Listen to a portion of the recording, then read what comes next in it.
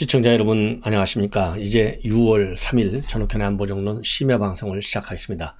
이번 시간에는요, 윤석열 대통령이 매주 목요일날 나오는 NBS 전국 지표조사 결과 긍정평가율이 상당히 많이 올라갔고요.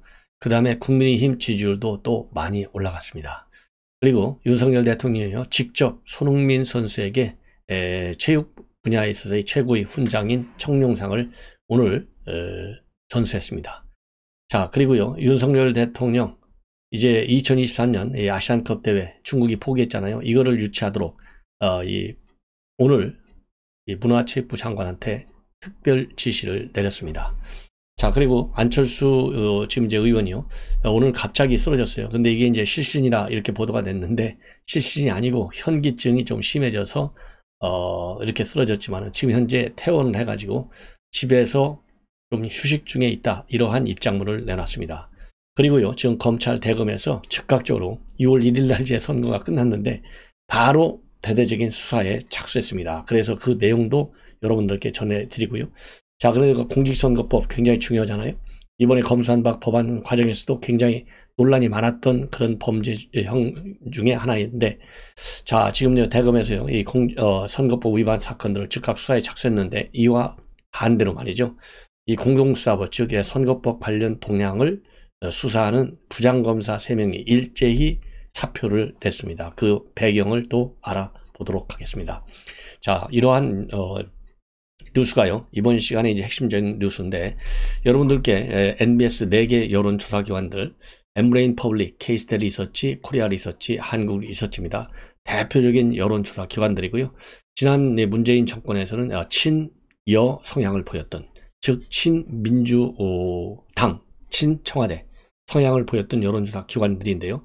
여기에서조차도 이 윤석열 대통령에 대한 긍정평가가 지난주 5월 세 번째 주 조사보다 6포인트나 상승한 54%로 나타났고요. 그 다음에 부정평가는요, 2포인트가 하락한 27%로 집계가 됐습니다. 자, 긍정평가는 연령별로 보면요, 60대와 70대 이상에서, 그리고 부정평가는 40대에서 상대적으로 높게 나왔고, 그리고 긍정평가는 TK 지역에서 제일 높았고요. 그 다음에 호남, 광주, 전라에서 제일 낮았습니다. 긍정평가 이유는 결단력이 있다가 제일 높고, 두 번째가 공정하고 정의로워서, 세 번째가 국민과 소통을 잘해서, 네 번째가 약속한 공약을 잘 실천해서로 되어 있고, 부정평가 이유로는요, 독단적이고 일방적이다.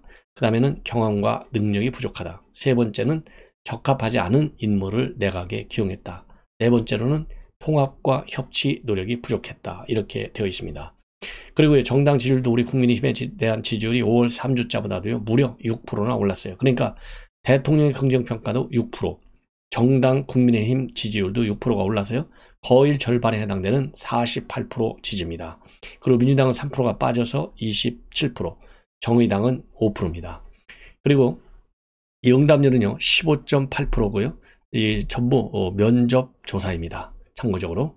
자, 이렇게 해서 윤석열 대통령에 대한 긍정평가율, 모든 여론조사의 공통적인 현상이 이제는 상승 추세, 상승 국면으로 돌입하고 있다. 이게 특징인 것 같습니다. 그리고 이제 오늘 또 중요한 행사 중에 하나가요, 바로 이 월드컵 경기장을 찾았어요. 왜 그러냐? 손흥민 선수 최근에 지금 영국의 프로축구 프리미어 리그에서 아시아 선수 최초로 최고의 득점 왕을 차지하지 않습니까? 그래서 손흥민 선수한테요, 체육 훈장 최고 등급인 청룡장을 직접 수여했어요. 통상 이 청룡장은 문체부 장관이 수여하는데 매우 이례적으로 윤석열 대통령이 수여를 했습니다. 장소는 지금 서울 월드컵 경기장에서 했는데요. 2002년 한일 월드컵 여러분들 아시죠? 20주년 기념 평가전이었습니다. 그래서 오늘 평가전에서 대한민국과 브라질의 경기가 있었는데, 그 경기에 앞서서 직접 선수에게 청룡장을 수여했습니다. 그동안에요, 이 청룡장 받은 사람들 보면 박세리하고, 그 다음에 산악인 엄원길 씨, 그 다음에 육상의 송기정 선수, 피겨스케이팅의 김연아 선수 정도가 됩니다. 자, 그래서요, 이 윤석열 대통령이 꽃다발까지도 직접 전달하는 그런 아주 영광된 순간이었고요. 이 기념사진도 이 손흥민 선수하고도 찍었지만 월드컵 4강 신화 주역인 안정환, 박지성 씨, 그 다음에 히딩크 감독, 이런 분들이 전부 다 오늘 배석했어요. 자, 그리고요. 그리고 또 하나 이제 중요한 것은 말이죠.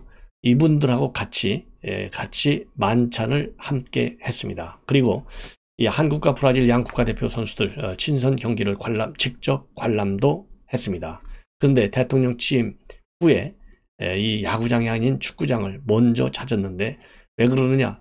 윤석열 대통령은 본래 이제 상당한 야구팬으로 알려졌잖아요. 손흥민 선수의 이번에 이 기록이 그만큼 국가적으로나 또 아니면은 우리 국제 스포츠 분야에서 아주 혁혁한 기록이기 때문에 직접 이렇게 수여를 한 것으로 보이고요.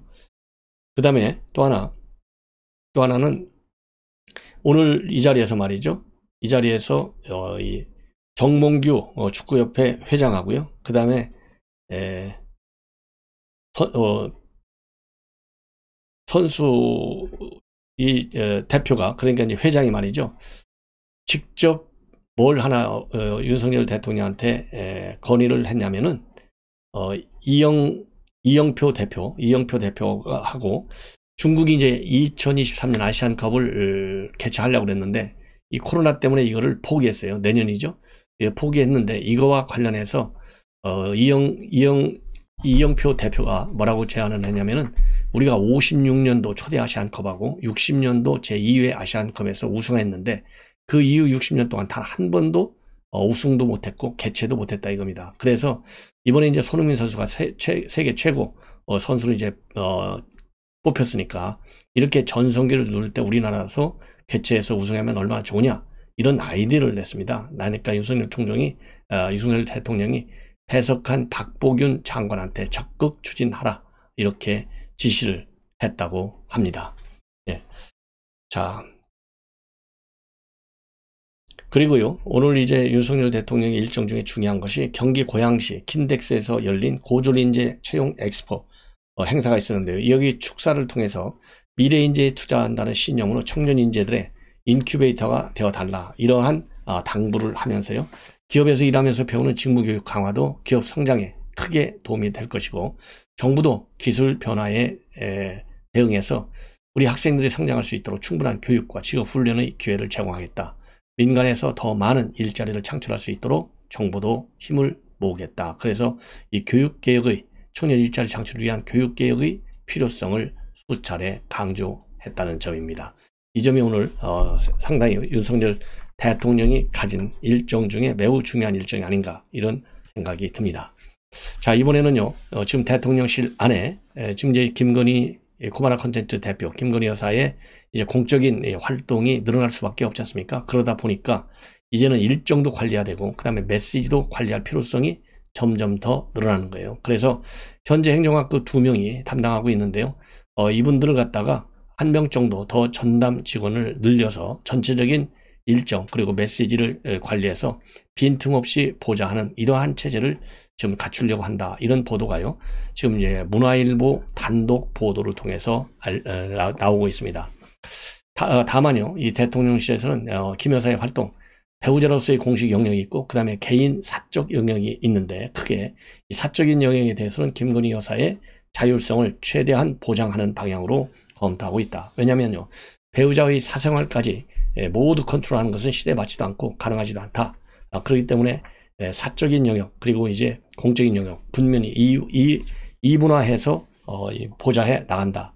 그리고 최근에 말이죠, 이 김 여사의 명품 옷 신발 착용 사진 이것이 이제 공개가 됐는데 지금 자영업자들의 손실 보상금을 논의하는 시점에서 이 100만 원 호가는 이런 명품 사진이 오르내는 거 이게 별로 민심에 좋지 않다. 이런 지금 문제 제기도 되고 있다고 합니다.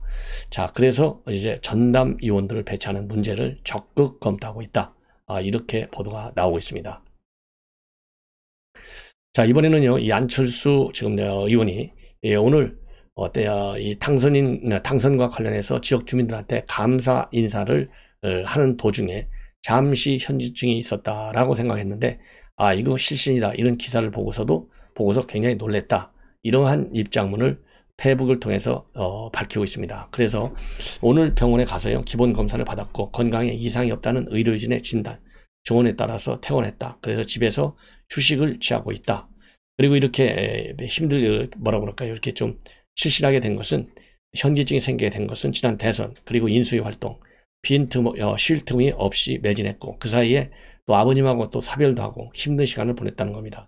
그리고 이번 보궐선거에서요 본인 선거뿐만 아니라 50여 회 가까운 50여 회 수도권 지원 윤석열을 하다 보니까 굉장히 좀 힘들었다는 것이죠. 그래서 국민의힘 후보를 단 한 명이라도 더 당선시키기 위해서 혼신의 노력을 다했다는 점을 밝히고 있습니다. 이러한 것들로 인해서 심신 피로가 누적됐고 충분히 휴식을 취한 뒤에 주어진 의정 활동에 전념하겠고 다시 한번 걱정이 쪄드려 죄송하고 여러분들 건강 유의하시기 바란다. 이러한 심야 입장문을 내놨습니다.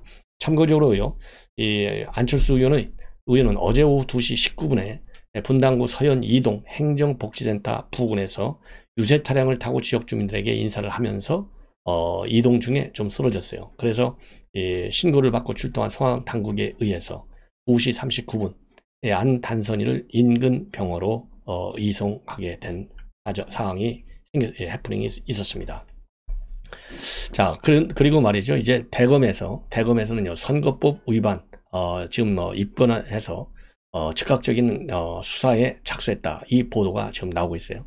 뭐, 여러분들 잘 아시다시피, 이제 검수안박법에 의해서요, 이번에 본래 선거법은, 지금 검찰이 수사하지 않고 이것도 바로 경찰로 넘기게 되어 있는데, 그러다 보니까 선거법의 경우에는 공소시효가 6개월인데, 이거를 경찰로 넘기면 어떻게 하느냐? 그럼 선거사범 수사하지 않겠다는 거나 마찬가지다. 이런 비판 때문에 검찰에서 이 선거사범도요, 오는 12월 1일까지, 그러니까 딱 6개월간이죠. 검찰이 수사하도록 그렇게 검수안박법이 바뀌었어요. 최종적으로. 그러다 보니까 지금 이제 대검에서는요, 비상근무체제를 가동하면서 12월 1일까지 수사에 매진하겠다. 이러한 입장을 밝혔는데요. 오늘 이 대검이 밝힌 내용을 보면요.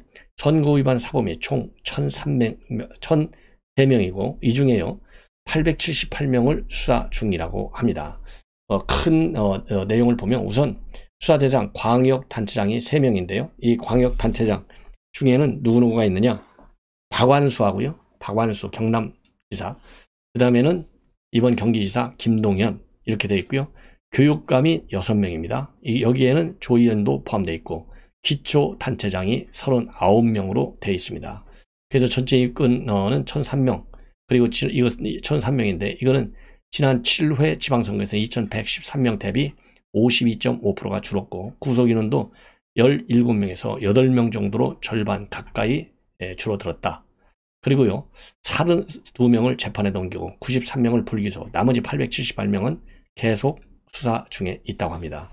그래서 이제 보궐선거 승리한 사람 중에는요 이재명과 안철수 그리고 광역단체장은 아까 말씀드린 대로 김동연, 박완수 그리고 교육감 중에는 조희연 이런 사람들이 지금 포함되어 있는데 대부분 말이죠 이 경쟁 후보나 정당에 대한 허위사실을 공표했다는 이유가 제일 많이 차지하고 있다고 합니다. 예, 그래서 이런 이 선거사범 그야말로 이제 검찰이 명운을 걸고 수사를 할 수밖에 없는 그런 상황인데 말이죠. 자, 이러한 이 비상체제 가동에도 불구하고 지금 서울중앙지검에서는요, 선거사건, 그 다음에 노동수사를 전담하는 공공수사부, 옛날 공안부죠.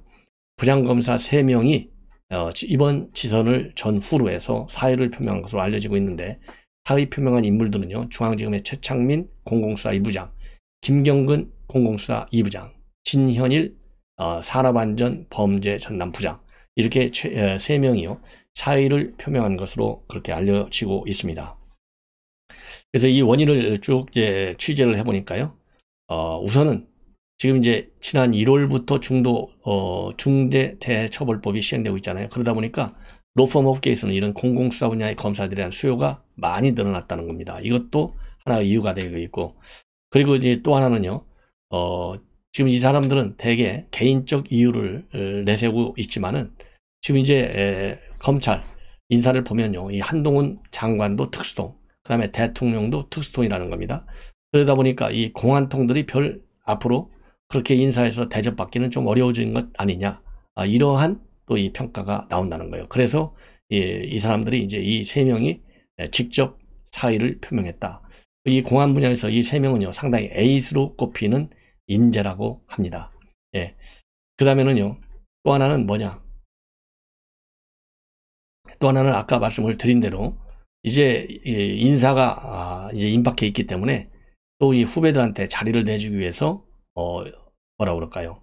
또 사의를 표명한 점도 있지만은 그 중에는 또 이 경제적인 사정도 개인적 이유 중에는요, 경제적인 사정도 이렇게 사표를 내는 하나의 원인이 되고 있는 것이 아니냐, 이러한 평가도 있습니다.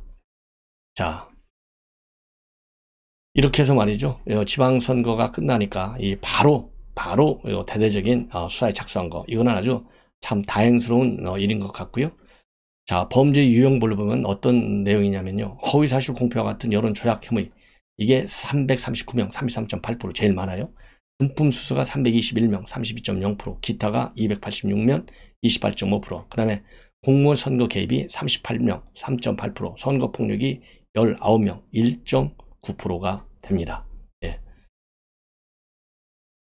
그리고요, 그 일환에서 지금 이제 오늘 검찰은 말이죠, 공직선거법 위반 의혹과 관련해서 처음으로 첫 강제 수사에 착수했어요. 중앙지검 공공수사 2부 부장검사가 김경근인데요. 어제 중구청 구치장실 그리고 비서실에 수사관을 보내서 구청에서 개최한 행사 관련 자료를 압수했다고 합니다. 왜냐하면요, 이 서울시 선관위 고발로 이루어진 사건인데, 서양호 중구청장이 지방선거를 앞두고 구청 직원들에게 본인이 참석하는 행사를 발굴하라, 그리고 개최를 제대로 좀 하라, 이런 지시를 한 것이 이제 공직선거법 위반 혐의가 될 수 있다, 이래서 고발이 됐기 때문에 강제 수사에 착수했다, 이런 이제 보도가 나오고 있습니다. 자, 이렇게 해서 이제 수사 내용까지 말씀을 드렸는데, 한두 꼭지만 더 말씀을 드리면요, 오늘 김성한 안보실장 그리고 중국의 양제쯔 의원, 정치위원이죠, 이 둘이서 전화 통화를 가졌어요. 정치국 의원. 그러니까 이제 서로 카운터파트인 거죠. 그래서 한중 관계 그리고 한반도 문제를 포함한 상호 관심사에 관해서 의견을 교환했다, 이렇게 대통령실에서 보도자료를 냈습니다. 그래서 이 보도자료 내용을 간략하게 말씀을 드리면요, 우선 이제 신정부 출범을 전후로 해서 한중 고위급 소통이 원활하게 있다라는 점을 높이 평가했다고 합니다. 그리고 올해가 수교 30주년이기 때문에 한중 양국이 상호 존중과 협력 정신을 발휘해서 새로운 한중 협력 시대를 열어나가자. 그러기 위해서는 각 레벨에서 소통과 교류를 강화하고 일부 사안에 대한 이견을 좁혀나가는 노력도 하고 말이죠. 또 국민들이 혜택을 체감할 수 있도록 실질 협력을 확대한다. 그리고 영내 평화, 번영에 기여할 수 있도록 긴밀히 협력해 나간다, 이렇게 약속을 했다는 거죠. 그리고 또 김성한 안보실장은요, 북한의 지속적인 핵미사일 위협 고도화는 한반도 영내 안정을 제외하고 한중 양국의 이해도 부합하지 않음을 강조했다고 합니다. 그리고 또 북한이 추가 도발을 자제하고 대화에 복귀할 수 있도록 중국 측이 적극적이고 건설적 역할을 해줄 것을 당부했다, 이렇게 밝히고 있고요. 또 중국의 양제쯔 의원은요, 한반도 정세의 불확실성이 증가하고 있는 현 상황에 대해서 우려를 공유하고 중국도 남북관계 개선 그리고 문제의 외교적 해결을 위해서 가능한 역할을 해 나가겠다. 예, 그리고요, 우리 대통령실에서는요, 양측은 한중 우호 협력 관계의 심화 발전을 위해서 상호 편리한 시간과 장소에서 대면 협의를 포함 계속해서 긴밀히 소통해 나가자는데 의견을 같이 했다, 이렇게 밝히고 있습니다. 마지막으로요, 지금 나토 정상회의가요, 다음 달에, 이번이네요. 이달 말입니다. 6월 29일하고 30일 스페인 마드리드에 대해서 나토 정상회의가 열리는데요. 이 나토 정상회의에 우리 윤석열 대통령의 참석 가능성이 상당히 큰 것 같고, 그래서 사전 답사팀, 의전팀과 경호팀을 중심으로 한 사전 답사팀이 지금 현지로 파견돼서 관련 임무를 수행하고 있다. 그런데 만약에 참석한다 하더라도요, 문재인 대통령까지 주변국들도 관광사무소 돌아다니는 거, 방문하는 거, 이런 거는 안 할 예정인 것으로 그렇게 알려지고 있다는 말씀 드립니다. 시청자 여러분, 이것으로 심야방송 1부를 마치고요, 잠시 후에 바로 이어서 2부를 전해드리도록 하겠습니다. 시청자 여러분들의 많은 시청을 부탁드립니다. 대단히 고맙습니다.